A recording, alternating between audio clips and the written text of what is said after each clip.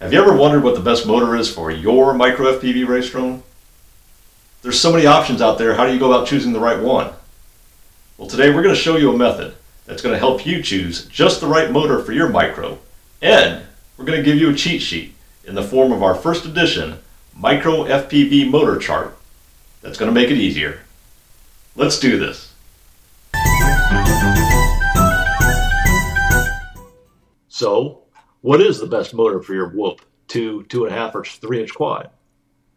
That's going to be determined based on how you define the term best. Does that mean the highest top-end speed or the most responsive motor? What about the longest flight time? Is that what you're concerned about? Because that will mean that you want the most efficient motor. There will be trade-offs that need to be made. Factors to consider in those trade-offs are the max prop size that you'll be using, the number of cells in the battery that you're going to be using.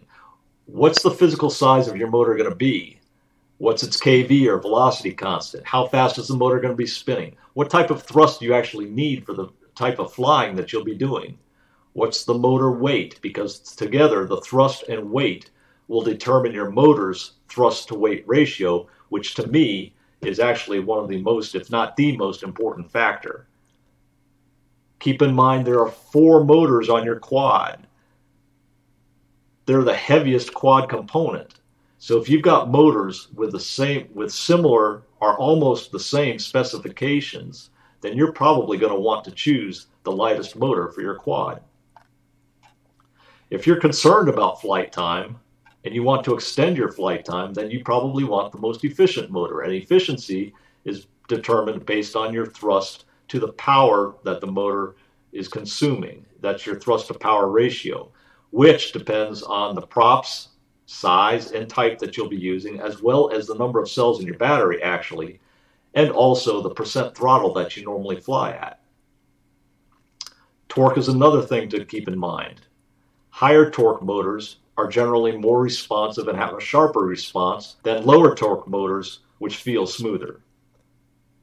Will you be doing freestyle or racing? Higher torque motors may be more conducive to racing, whereas lower torque motors with a smoother flight profile might be more conducive to freestyle. You'll also want to determine what the current draw of your motors is, because that's going to determine the size of the ESC you'll need for your build. For instance, if you have an 18.6 amp current draw for your motor, then you probably want to get an ESC rated for about 20 amps. One of the things that you always want to keep in mind is what is the mounting pattern of your motor, because that's going to determine whether or not it's actually going to fit on your frame. For example, is it a 9x9 or a 12x12 mounting pattern? Some frames actually are able to accommodate several types of mounting patterns. Also, keep in mind whether or not the motor is durable and can withstand some unintended landings, and obviously the cost of the motor, because you're going to be multiplying it by 4. With respect to how fast the motor is spinning, or the motor's RPMs, that's defined by the velocity constant, or the kV rating of your motor, times the voltage of your battery. For our calculation purposes, we're going to assume one cell is going to be 4.2 volts. So a 2-cell battery times 4.2 volts is going to be 8.4 volts. 3 cells is going to be 12.6, and 4S is going to be 16.8. Therefore, for a 2S battery and a 3750 kV motor, your RPM is going to be 31,500. For 3S, similar calculation, it's going to be 47,250 RPMs, and for a 4S at that kV rating, it's going to be 63,000 RPM. Keep in mind, your higher kV motors, you'll be wanting to use a lower cell battery count to avoid motor or ESC burnout. You don't want to smoke your motors. The torque of your motor is going to be somewhat dependent upon its motor size. The size of motors is generally depicted by 4 numbers. The first 2 numbers are going to be your stator diameter. How wide is it? The last 2 numbers are going to be the stator height. Generally, wider motors have lower top-end speed but better handling, i.e. more torque, at those lower speeds. Taller motors have a higher top end speed, but less handling capability, i.e. less torque at those lower speeds. So generally, larger stators or larger motors are capable of more torque, more responsive, sharper feel. We've developed a simple 5-step methodology to help folks choose the best motor for their micro FPV build. The first step is to determine what the maximum prop size is for the frame that you'll be using. Then determine what size battery you'll most likely be using, the number of cells. What type of flying will you be doing? Are you going to be racing? Are you going to be doing freestyle? Are you an aggressive flyer? Will you be doing some slow, smooth cruising around? Those types of things will help you decide what type of motor that you'll be needing for your build.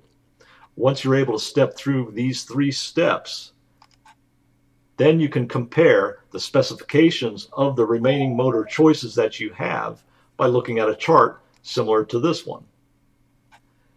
Once you've determined your prop size and the number of cells of your LiPo battery, then you've limited yourself to a specific motor size range, which will relate to the kV rating range of the motors, which will also tell you how fast your motors will be spinning.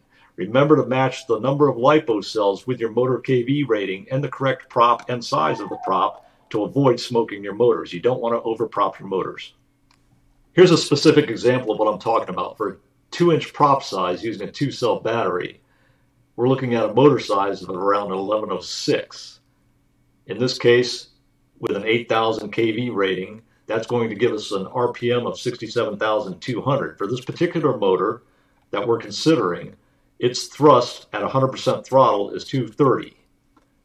The motor's weight is 8 grams, which gives us a motor thrust to weight ratio of 28.75.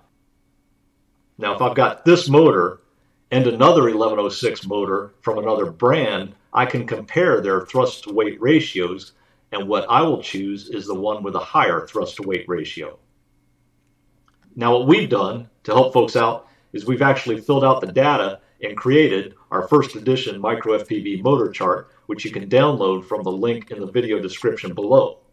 We say first edition, dated March 22nd, 2019, because we will be updating this chart at least on a monthly basis.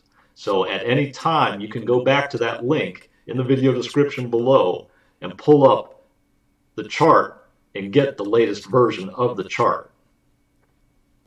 The chart includes 33 different motors with a prop range from 40 millimeters to 3 inches, and it includes 13 different manufacturers, such as Happy Model, Diatone, betafpv, Airblade, geprc, spintech, T-Motor, brotherhobby. Now, if you don't see your favorite brand motor up here, and or the chart does not include your favorite specific motor and you want it included, then go ahead and put it in the comment section below, and we'll make sure and include it in the chart in the next revision. Now, once you've narrowed down your choices to 1 or 2 motors, the next step is to search the reviews on those particular motors to see if there's any durability or other issues that you need to be made aware of before making that purchase. Remember to match your motor max current draw with your ESC. You don't want to smoke your motors again. We're confident that when you follow this 5-step methodology using the micro FPV motor chart, that you will find the best motor for your micro boss rocket. Thanks for watching. We appreciate your time. We'll see you in the next video, and happy flying.